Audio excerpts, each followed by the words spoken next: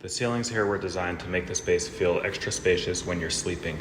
So the room looks like a regular room, just like a studio space, but when you come around to this side, so you put your bed this way, facing there,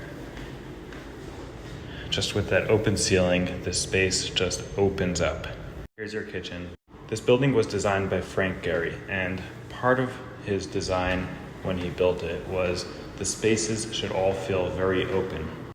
You can see the shape of the building is super odd, very wavy, but that shape allows some windows to kind of stick out and just bring in a lot more sunlight, different angles of sunlight, just to make the space feel more open. This is a studio on the 38th floor, 2 closets, nice kitchen with a dishwasher, laundry, and a really nice bathroom.